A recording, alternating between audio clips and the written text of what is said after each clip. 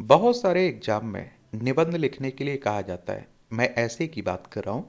और यूपीएससी यानी कि सिविल सर्विस एग्जाम की बात करें ना, तो इसकी मुख्य परीक्षा में एक पेपर आपका निबंध का होता है। 250 नंबर का रहता है, यानी 250 नंबर का रहता है। 3 घंटे का इसके लिए समय मिलता है।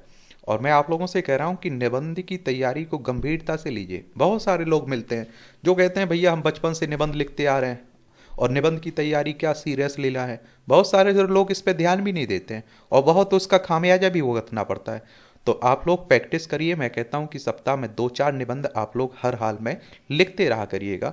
ठीक है। एक कॉपी आप लोग अपनी स्क्रीन पर देख रहे होंगे, ये है मनोज कुमार की। और ये 2019 के सिलेक्टेड हैं यूपीएससी में, हिंदी मीडियम के। इनकी रैंक थी 732वीं। इन्होंने जिन टॉपिक पर निबंध लिखे हैं उन्हें देखकर आप लोग भी शुरुआत कर सकते हैं। मैं कहता हूं कि इन्होंने जिस टॉपिक पर निबंध लिखे हैं उसी पर आप लोग लिखिए, आज के परिप्रेक्ष्य में लिखिए और कॉपी चेक करवाइए आप लोग। और इनके निबंध में क्या कमी है उसके सुझाव भी आप लोग बता सकते हैं कि इस पे और बेहतर लिखा जा सकता था, ये सुधार किया जा सकता था। ठीक है। और निबंध के लिए आप सभी जानते हैं कोई अलग से सिलेबस नहीं है। जो जी के जी एस आप लोग पढ़ रहे हैं ना, न्यूज़पेपर पढ़ते रहते हैं, एडिटोरियल आर्टिकल आप लोग पढ़ते रहते हैं, संपादकीय पाठ की बात कर रहा हूँ, और आप लोग योजना कुरुक्षेत्र पढ़ते रहते हैं, डिबेट सुनते रहते हैं, यहीं से आपका स्टडी मटेरियल तैयार हो जाता है। और ये आप देखिए प्रश्न पत्र संबंधी विशेष अनुदेश हैं, इन्हें भी पढ़ लिया करिएगा। प्रश्नों के उत्तर देने से पहले निम्नलिखित प्रत्येक अनुदेश को कृपया ध्यानपूर्वक पढ़ें।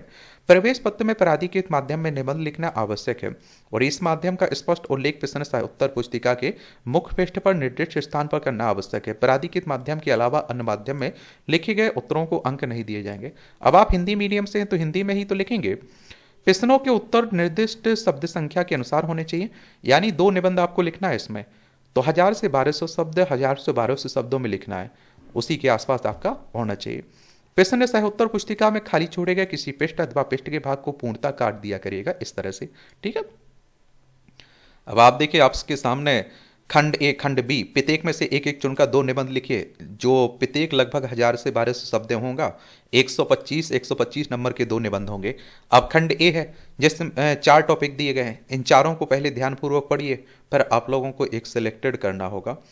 प्रौद्योगिकी वह सशक्त साधन है जो उम्मीद और अवसर के बीच की दूरी तय करता है। दूसरा कह रहा है अन्नदाता का उद्धार किसी दया में नहीं बल्कि नवाचार में है। तीसरा कह रहा है भारत के वे अनिवार्य सामाजिक परिवर्तन जिन्हें आप आगामी कुछ दशकों में होता देखना चाहेंगे।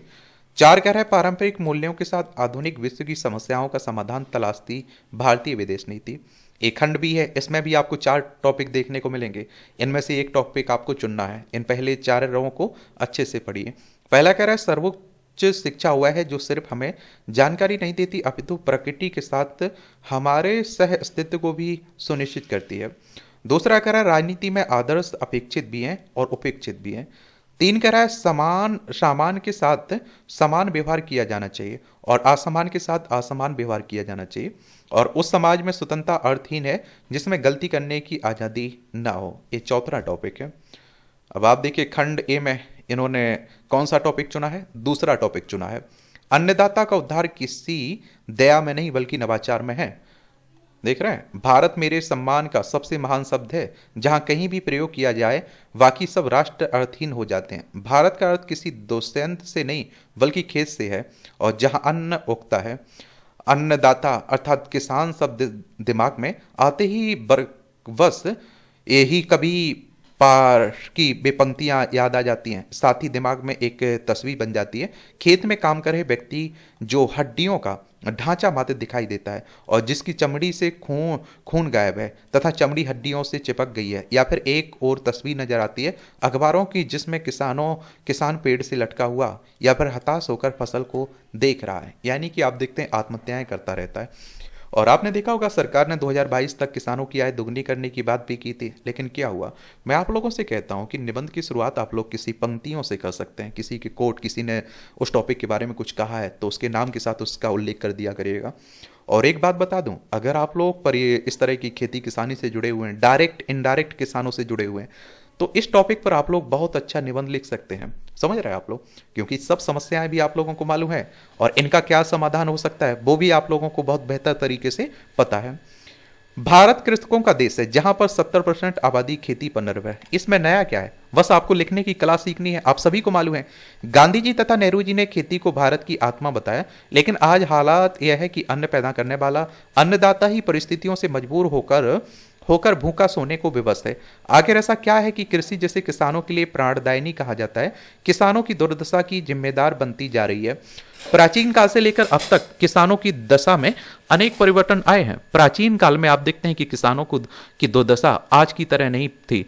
किसान खेती को पूज्य मानते थे, फिर आज उसी खेती को किसान अपने बच्चों को क्यों नहीं करने देना चाहते हैं, क्यों वे खेती को अपनी आजीविका का मुख्य साधन बनाना चाहते हैं। हालांकि आजादी के बाद सरकारों द्वारा समय समय पर अनेक उपाय किए गए।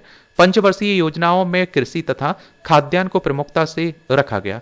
हरित क्रांति से उत्पन्न उपज बढ़ाना इन्हीं सब का परिणाम है।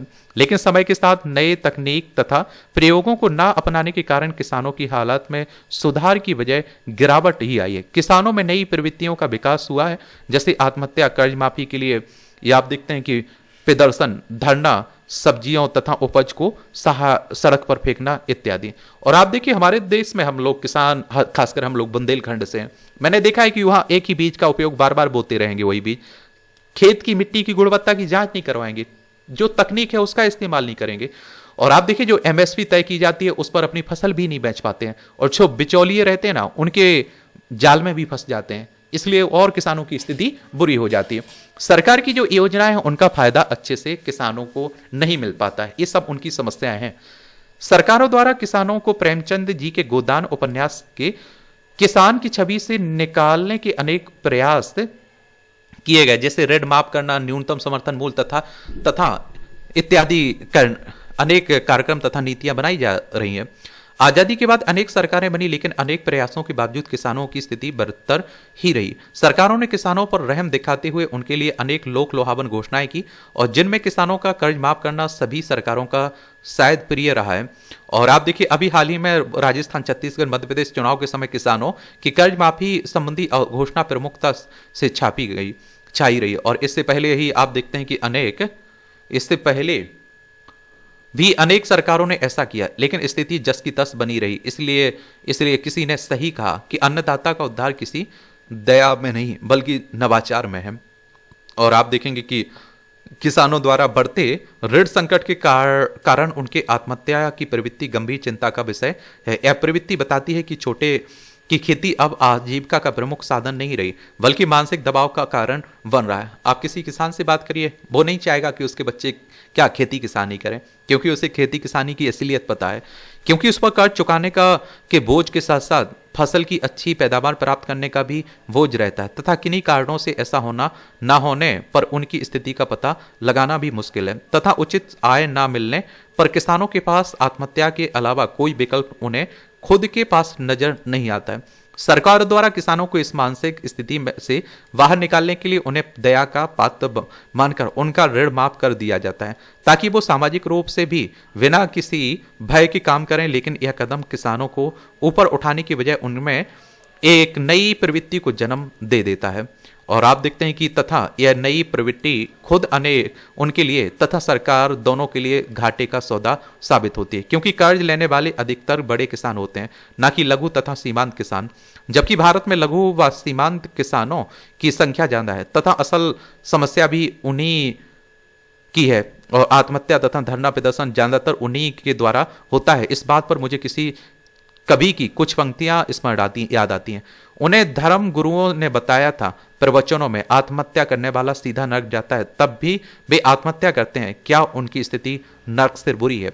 सरकार के लिए यह स्थिति इसलिए अच्छी नहीं है क्योंकि इससे सरकार का राजकोषीय घाटा बढ़ता है, बैंकों का कर्ज एनपीए के रूप में बढ़ता जाता है, और सरकारों द्वारा अन्य विकास कार्य योजनाओं में रुपए में कटौती की जाती है। राज्यों तथा केंद्र सरकार के मध्य आपसी टकराव बढ़ता है, क्योंकि वर्तमान में किसी प्रधान राज्य की वित्तीय स्थिति अच्छी नहीं है, और जिससे वे केंद्र से अधिक वित्तीय सहायता की मांग करते हैं।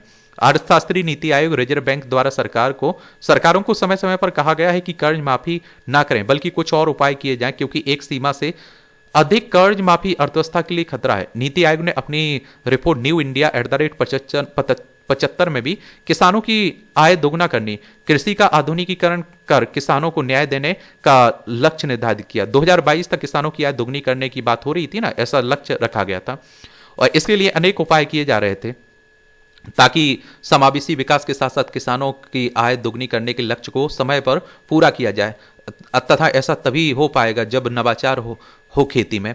अब समय आ गया है कि जब किसानों को परंपरागत खेती से निकालकर आधुनिक खेती की ओर ले जाया जाए और अमेरिका जैसा देश जहां किसान भारत के आधे हैं और नई तकनीकों तथा नवाचार से उत्पादन में भारत से आगे हो सकते हैं, तो हम क्यों नहीं।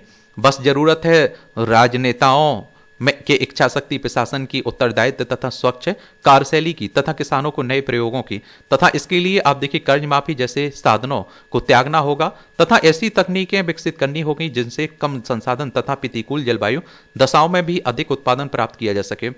और आप देखते हैं कि क्योंकि जनसंख्या बढ़ने के साथ साथ हमारी मांगों तथा आवश्यकताओं में वृद्धि होती जा रही है। भारत को जैव प्रौद्योगिकी, सूचना तथा संचार प्रौद्योगिकी, कृषि प्रौद्योगिकी, खाद्य प्रौद्योगिकी के लिए नैनो तकनीक का प्रयोग कर नवाचार करने होंगे, तभी अधिक आय तथा उत्पादन प्राप्त किया जाएगा। नेविगेशन सिस्टम की सहायता से खेती तथा किसानों की दुर्दशा सही करनी होगी और जीपीएस से मौसम संबंधी समस्याओं तथा चक्रवात, तूफान, सूखा, बारिश इत्यादि का पता लगाकर किसानों को पहले से ही चेतावनी देनी होगी ताकि वे समय रहते फसलों के लिए उपाय कर पाएं, क्योंकि किसानों की दुर्दशा का एक मुख्य कारण मानसून तथा मौसमी परिघटनाओं का होना भी है। उद्योग ये आप देखिए और ये आर्टिफिशियल इंटेलिजेंस एआई की बात हो रही तथा ब्लॉकचेन टेक्नोलॉजी का प्रयोग करके श्रम की लागत को कम करना होगा तथा बेहतर उपाय करने होंगे। किसानों की उर्वरक तथा कीटनाशकों की खपत कम करके जैव कृषि तथा तरफ बढ़ाना होगा और सरकार को यह प्रयास करना होगा चाहिए कि बीजों की लागत कम हो, उर्वरकों की लागत कम हो, समर्थन मूल्य को समय समय पर परिवर्तित किया जाए, बाजार की उपलब्धता बढ़ाई जाए। और किसानों के सामने एक अन्य समस्या अनाज के भंडारण की है, क्योंकि कई बार किसान उचित दाम ना मिलने पर अनाज को मंडी तक लाते नहीं, लेकिन उनके पास वेयर हाउस या फिर कोल्ड स्टोरेज की जैसी सुविधा नहीं होती है। सरकार को उनके लिए ऐसी कोई व्यवस्था करनी चाहिए। मंडी तक लाने के ले जाने का खर्चा, कोल्ड स्टोरेज का निर्माण, एक निश्चित मात्रा में फसल का मूल्य उपलब्ध करवाना चाहिए। और देखिए जो सुझाव हो सकते हैं, जो सरकार प्रयास कर सकती है, आप उसके बारे में उल्लेख कर सकते हैं, बता सकते हैं। सरकार ने किसानों के लिए अनेक कार्यक्रम चलाए ताकि इस किसानों को फायदा हो, जैसे प्रधानमंत्री किसान सम्मान निधि योजना हो गई, जैसे जिसमें लघु सीमांत किसानों को न्यूनतम आय मिलेगी। अनेक राज्य सरकारों ने भी ऐसी योजनाएं, जैसे तेलंगाना हो, मध्य प्रदेश ने भी रायतु बंधु योजना, उड़ीसा की कालिया योजना, किसान की न्यूनतम आय के लिए किसानों के लिए यूनिवर्सल बेसिक इनकम का प्रावधान होता है। तो सरकार की तरफ से जो योजनाएं चलाई जा रही हैं उनका भी उल्लेख करना है आपको। सरकार द्वारा अनुवांशिकी संबंधी फसलों को बढ़ावा देना, बीटी कॉटन के बाद अभी तक इस क्षेत्र में कोई खास नवाचार नहीं हुआ है। इजराइल तथा पोलैंड से नई तकनीकों को विश्वविद्यालयों व कृषि अनुसंधान केंद्रों में प्रशिक्षण देना चाहिए ताकि किसान नई तकनीकों का प्रयोग कर आधुनिक खेती करें। सरकार को चाहिए कि वह सोयल हेल्थ कार्ड, मिट्टी की बात हो रही, फसल बीमा योजना, ई नैम जैसी कार्यक्रमों को व्यापक स्तर पर निर्धारित करे। बाढ़ के पानी का उचित उपयोग हो, नीम कोटेड यूरिया का प्रयोग अधिकाधिक हो, इसके जनता को जागरूक कर उन्हें भी समावेशी विकास के लिए प्रेरित किया जाए और तभी कृषि में नवाचारों की अधिक पहुंच संभव हो पाएगी। किसानों के लिए नीतियां बंद एसी कमरों तथा शहरी तबके के हाथों में ना होकर बल्कि धरातल पर किसानों के लिए नवाचार और उन्नत प्रौद्योगिकी का उपयोग कर नीतियां बनाई जानी चाहिए और तभी देश असली कर्णधारों का विकास हो पाएगा। भारत की पहचान कृषि से है, इस बात को भी भूलना नहीं चाहिए। जवाहरलाल नेहरू जी का कथन हमेशा ध्यान में रखना चाहिए, सब कुछ इंतजार कर सकता है मगर खेती नहीं इंतजार कर सकती है।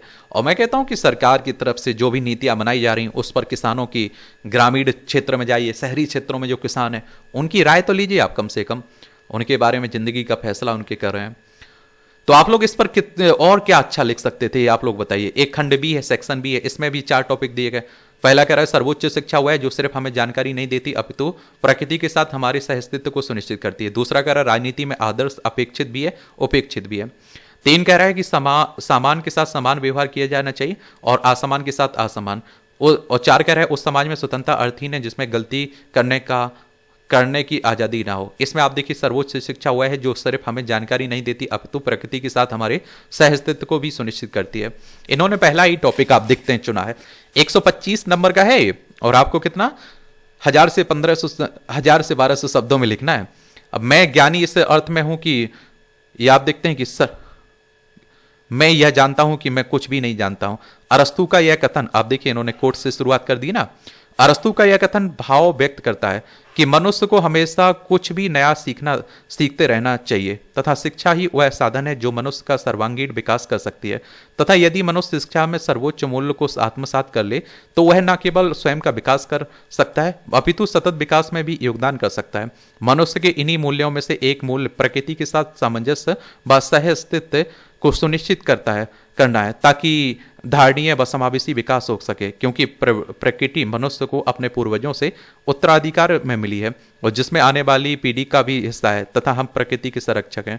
भारतीय संस्कृति से लेकर समस्त विश्व की तमाम सभ्यताओं में प्रकृति को महत्वपूर्ण स्थान दिया गया है। वसुदेव कुटुंबकम अर्थात संपूर्ण धरा मेरा परिवार है। इस धारणा में पृथ्वी से आश्रय संपूर्ण प्रकृति तथा मानव दोनों से है। फिर ऐसा क्या हुआ कि मनुष्य ने केवल स्वयं के विकास के लिए प्रयास किए तथा प्रकृति को विनाश की ओर धकेल दिया। विकास का भस्मासुर मॉडल प्रकृति के विनाश का मॉडल बनता जा रहा है। इसकी वानगी हमें भारत में उत्तराखंड में आई विकराल आपदा से देखने को मिलती है तथा विश्व की बात करें तो हाल ही में अमेजन के जंगलों में लगी आग या फिर सुदूर समुद्र की जैव विविधता को प्लास्टिक कचरे से खात्मे की ओर बढ़ता जाना है। इन उदाहरणों से हमें केवल यह पता चलता है कि विकास की दौड़ में हमें केवल शिक्षा को ग्रहण करते जा रहे हैं और इसमें मूल आधारित शिक्षा कहीं नहीं है।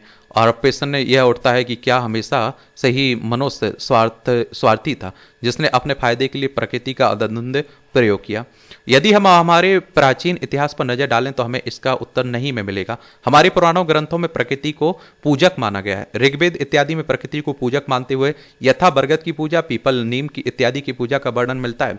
भारतीय प्राचीन इतिहास में प्रकृति तथा मानव के बीच सामंजस्य को बताया गया है। अनेक ग्रंथों और आप देखिए तथा पुराणों में इस बात का जिक्र है कि प्राचीन मोहरों पर पशु, पेड़ पौधे, फूल पत्तियां अंकित थीं।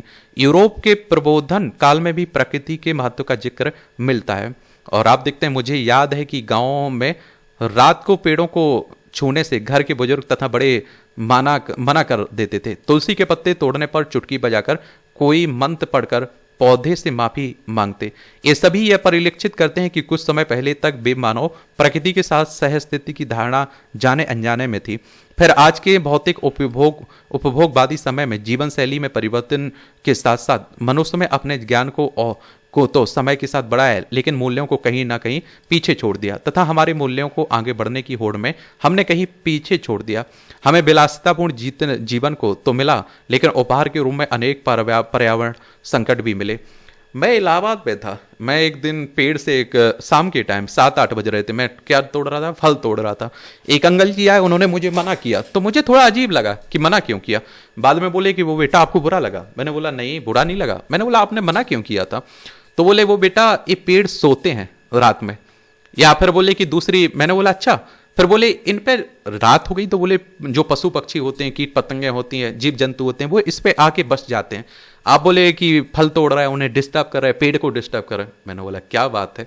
वो मालूम चला उसमें कि वो पेड़ पौधों से जानकार थे एक तरह से। वो शिक्षा अपने अज्ञान की प्रगतिशील खोज है। यह कथन बिल्कुल सही साबित हो जाए यदि मनुष्य अपनी शिक्षा में मूल्यों की महत्ता समझ पाए। मूल्य मनुष्य के विकास के साथ साथ प्रकृति के साथ सामंजस्य को बनाए रखने में सेतु का काम करेंगी। शिक्षा प्रणाली में सामुदायिकता, सामंजस्यता का अभाव सहस्तित्व की राह में रोड़ा है।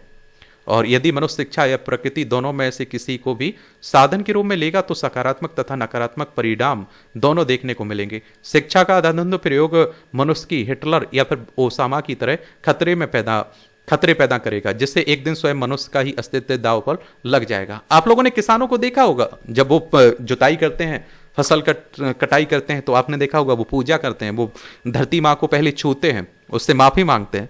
प्रकृति भी साधन के रूप में लेने पर अपनी लीला जरूर दिखाएगी तथा ऐसा समय समय पर इंसानों ने देखा भी। मुझे एक कहावत याद आ जाती है कि इंसानों का किया धरा सूद समेत वापस आता है। वर्तमान शिक्षा व्यवस्था को नफे नुकसान के आधार पर देखा जानता है, जिसमें मूल्यों की पूर्णता अनदेखी की जाती है। शिक्षा तभी सार्थक कहलाएगी जब शिक्षा में मनुष्य के सर्वांगीण विकास के पहलू भी शामिल हो। इसलिए भारतीय संविधान में भी पेड़ पौधों से संबंधित प्रावधान किए गए हैं। आपके कर्तव्यों के बारे में पढ़ते हैं ना। प्रकृति हमारी जरूरतों को पूरा करने के लिए ले है, लालचों को नहीं। गांधी जी का यह कथन इस बात को दर्शाता है कि प्रकृति के मनुष्य का समावेशन जरूरी है, क्योंकि मूल आधारित शिक्षा न केवल क्षमतावान बनाती है अपितु निर्देशित भी करती है। मनुष्य का सर्वांगीण विकास तभी होगा जब मनुष्य में दया, सहयोग, परोपकारिता, सहस्तित्व का भाव होगा। यदि किसी व्यक्ति ने नैतिक शिक्षा नहीं होगी तो वह समाज के संकट का आमंत्रण है। प्रकृति ने मनुष्य को समय समय पर आप देखिए समाज के संकट से रूबरू करवाया। आज विद्यमान अनेक समस्याएं जैसे ग्लेशियर का पिघलना, तापमान का बढ़ना, ग्रीन हाउस गैसों में वृद्धि, समुद्र के जल स्तर में वृद्धि, खाद्यान्न संकट इत्यादि प्रकृति को अनदेखा करने के नतीजे हैं। वस्तुतः वह दिन दूर नहीं जब कंक्रीट के घर, प्रदूषित हवा तथा नालों की दुर्गंध ही बचेगी। विचार करने योग्य बात यह है कि जिस प्रगति ने मनुष्य को बनाया, संसाधन उपलब्ध करवाए, और आज उसी के अस्तित्व को मनुष्य दांव पर लगा रहा है। यदि मनुष्य अभी भी नहीं संभला तो आप देखिए मनुष्य का अस्तित्व ही खत्म हो जाएगा। तथा अब यह समझना होगा कि केवल किताबी ज्ञान ही सब कुछ नहीं है। मनुष्य को पर्यावरण तथा उसके महत्व को समझकर शिक्षा प्रणाली में उचित स्थान देना होगा, ताकि प्रदूषण मुक्त पर्यावरण तथा खुली हवा में रहा जा सके। जनता को स्वयं को जागरूक बनाना होगा तथा सतत विकास पर ध्यान देना होगा। सरकार ने इसके लिए स्कूलों तथा कॉलेजों, पर्यावरण पखवाड़ों तथा अन्य कार्यक्रम चलाए, और जिस पर केवल खानापूर्ति ना हो बल्कि समुचित ध्यान दिया जाए। पानी को स्वच्छ रखा जाए ताकि वे स्वास्थ्य सही बना रहे। हवा को साफ रखने के लिए NCAP जैसे कार्यक्रम चलाए गए। गंगा को जीवित व्यक्ति का दर्जा प्रदान किया गया, क्योंकि भारत में आप देखते हैं कि सबसे पवित्र मानी जाने वाली गंगा नदी प्रदूषण के कारण समाप्ति की ओर जा रही थी। और आप देखिए जो गंगा पहले हमारा उद्धार करती थी, अब वो अपने उद्धार के लिए चिल्ला रही। गंगा जमुना तहजीब की हमारी संस्कृति केवल किस्सों में रह जाती है, क्योंकि यमुना नदी पहले ही एक नाला बन चुकी है। वह दिन दूर नहीं जब पता चले कि सरस्वती नदी की तरह दोनों नदियां गायब हो चुकी हैं। प्रकृति का संरक्षण जैसे आवश्यक मूल्य का पतन मानव के स्वयं के अस्तित्व के लिए खतरा है। जब हमारे सारे पेड़ काट दिए जाएंगे, नदी का पानी प्रदूषित हो जाएगा, धरती की आखिरी मछली भी खत्म हो जाएगी, तब हम कहाँ रहेंगे। आज हमें जरूरत है कि शिक्षा में मूल्यों के उचित समावेशन की, क्योंकि प्रकृति को साथ लेकर ही मनुष्य भविष्य के लिए दीर्घकालिक विकास कर पाएगा, अन्यथा मानव स्वयं ही संकट में आ जाएगा। और भी आप लोग बहुत सारे प्रश्न एक तरह से मानवता को, इंसानियत को, इन पहलुओं को भी इसमें शामिल कर सकते हैं। समझ रहे हैं आप लोग? तो थोड़ा 360 डिग्री जो कहते हैं ना, वही घुमा के लिखना है आप लोगों को एक तरह से। अब आपका कोई सवाल हो, मेरे लिए सुझाव हो तो बता सकते हैं, और इसी टॉपिक पर आप लोग लिखने की कोशिश करिए कि और बेहतर किस तरह से आप लोग लिख सकते थे इसे। ठीक है, अच्छे से मेहनत करिए, प्रैक्टिस करते रहिए। मैं कहता हूँ आंसर राइटिंग करते रहिए, टेस्ट, मॉक टेस्ट देते रहिए, पुराने क्वेश्चंस पेपर उठा के देखते रहा करिए, उन पर लिखने की कोशिश करिए, कम से कम टॉपर्स को सुनते रहिए। ठीक है, धन्यवाद।